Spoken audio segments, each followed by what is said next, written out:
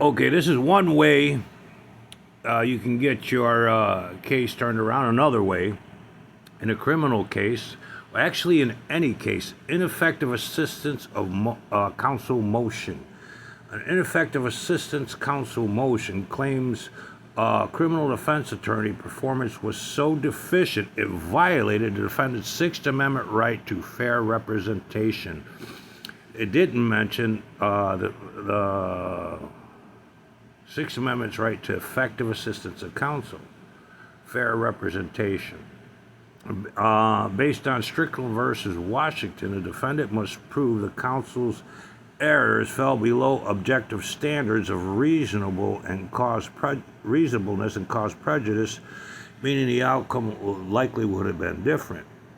The key aspects of ineffective assistance of counsel: two-pronged test, Strickland versus Washington. Deficiency performance, the lawyer's representation fell below objective standards, and reasonableness. Prejudice, but the lawyer's errors, there is reasonable probability the result of the proceedings would have been different. Acquittal. Common examples for ineffectiveness: failing to investigate obvious alibi evidence or interviewing key witnesses. And they do that often.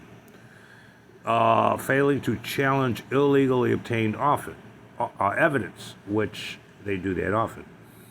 Failing to properly advise a defendant about a plea bargain or consequences of a plea. Actually, when it comes to the PD's office, I call them the public pretenders. They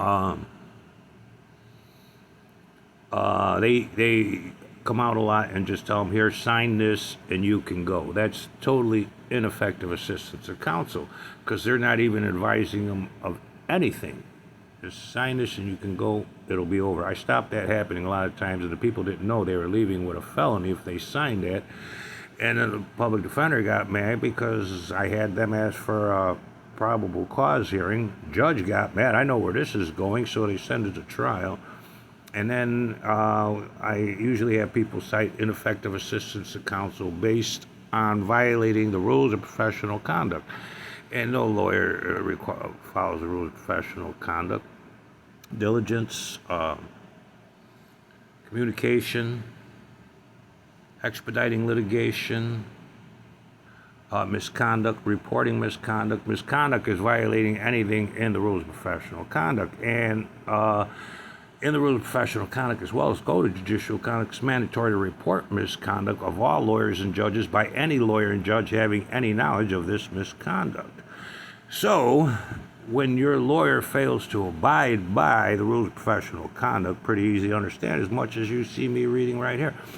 And if a lawyer fails to abide by the rules of professional conduct, that's ineffective assistance of counsel. And that's what happens to everybody. Everybody has ineffective assistance of counsel. And that's deprivation of rights, because they're not going over to you what their legal obligations to you are. Okay, that's a lack of informed consent. You can't give informed consent if you don't have reasonable knowledge to make an informed decision to give informed consent. That's in the rules of professional conduct.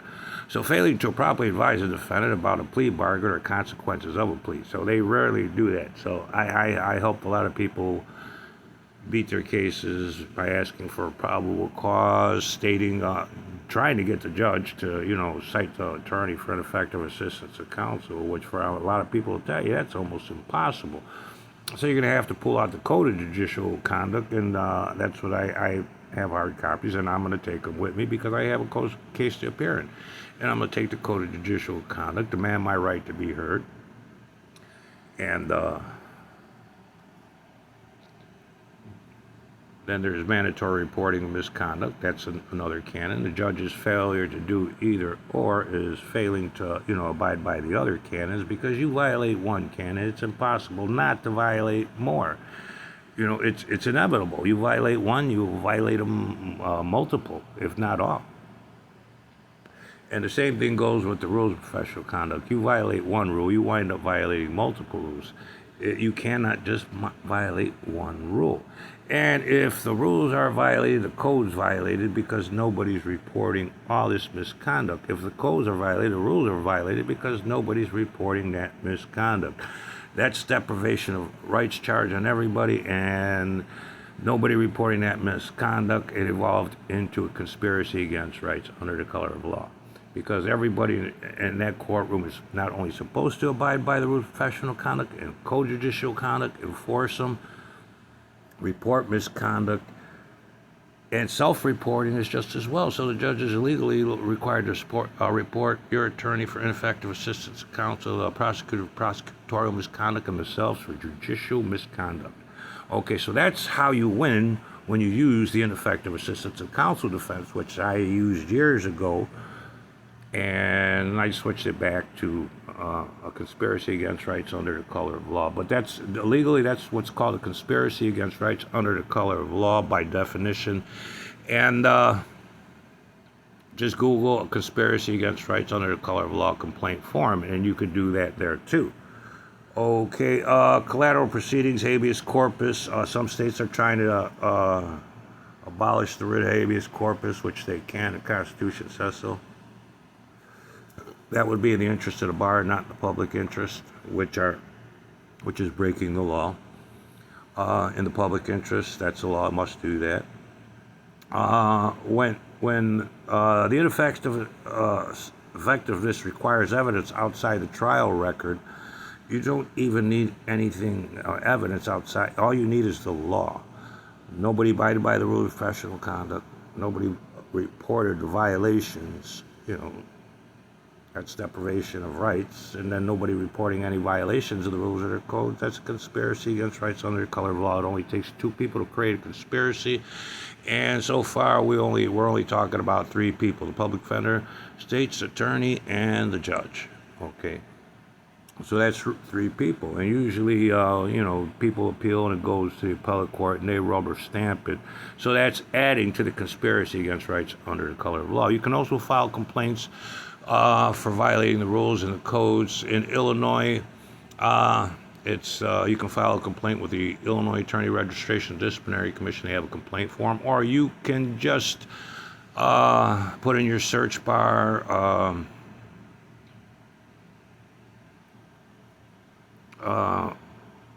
rules of professional conduct complaint form, as well as code of judicial conduct complaint form. In whatever state you'll come in, it'll come up, the complaint form, and then you just get the rules and the codes and say everything they didn't do, because they don't do none of that. Okay, that's all. That's it. It's that easy. Deprivation of rights, nobody reporting any of this misconduct, a conspiracy against rights under the color of law. And I got a guy out of prison in 1991 from Centralia using that very language, and no evidence. But everything I was filing, my name seems to not come up. Nothing I file seems to appear. So I fear that I've been blackballed. But when I had him take it to be notarized and sign his own name, it happened. Okay, so don't forget, when you cite ineffective assistance of counsel, go over the rules of professional conduct. And remember,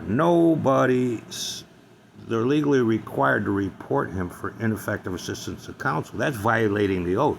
All lawyers and judges take the oath.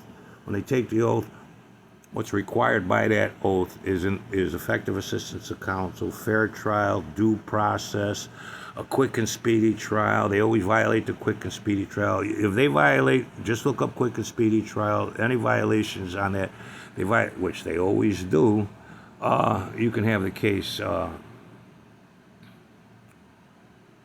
reversed, dismissed with prejudice. But when you use effective assistance of counsel, also use prosecutorial misconduct and judicial misconduct. And that'll help things along nicely, okay? They can do things quick and fast in a hurry. And I also cited the rules of professional conduct to get them to do this in a timely fashion. Be diligent, expedite this litigation. That would be competent. I have meritorious claims and contentions. So I strongly suggest you live up to the oath. Okay, I was just throwing a few laws out there. Okay, I already wrote that up. It's on my page, Legal Reform.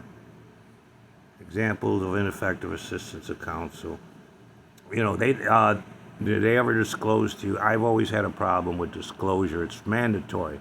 And everybody in that courtroom is supposed to see to it that you receive disclosure, discovery, the case file, But that doesn't happen. Chapter 12, appealing your conviction based on ineffective assistance of counsel.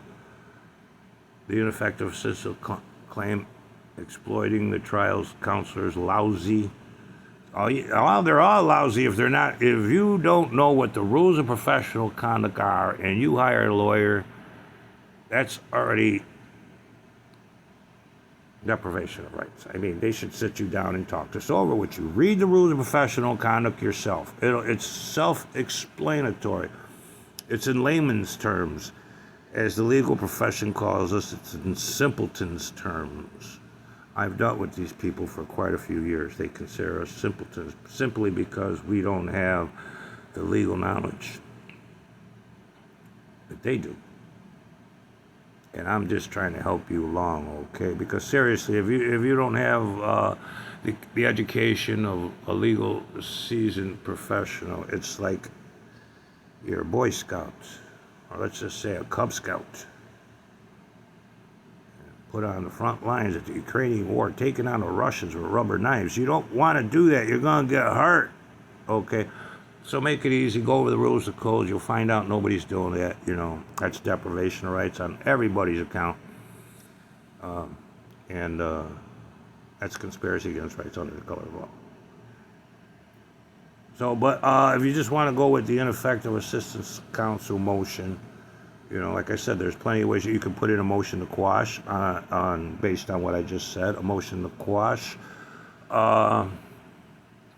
Motion to vacate, besides filing for conspiracy against rights under the color of law, deprivation of rights. Don't forget to hold them to the penalties for violating the oath, and you can get anybody for violating the oath, any public servant. You can get any public servant for violating the oath, and them not being charged accordingly or facing the penalties, that's a conspiracy against rights under the color of law.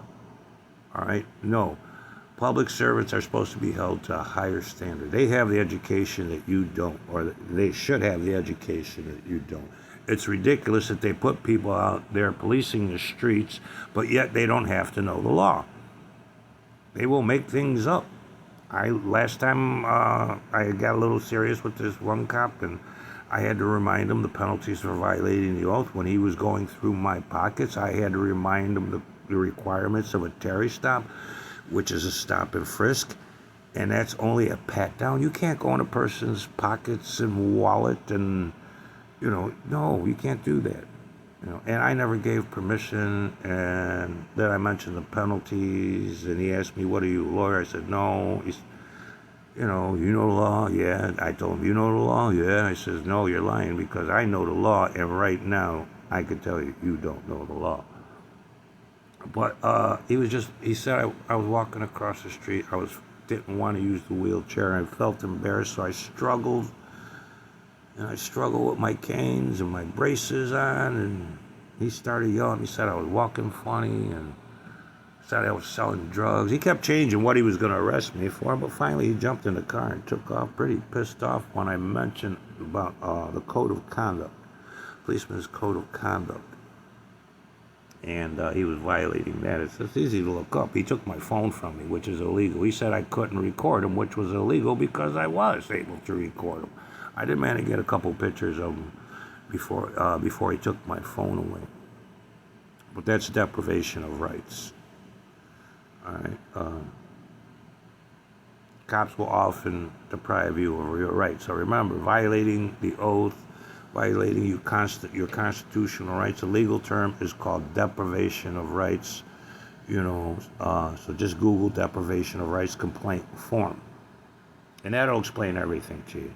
Nothing but peace and love to you. May the Creator always be with you. I wish you nothing but a long life and a good health. Nothing but peace and love for you. Good night.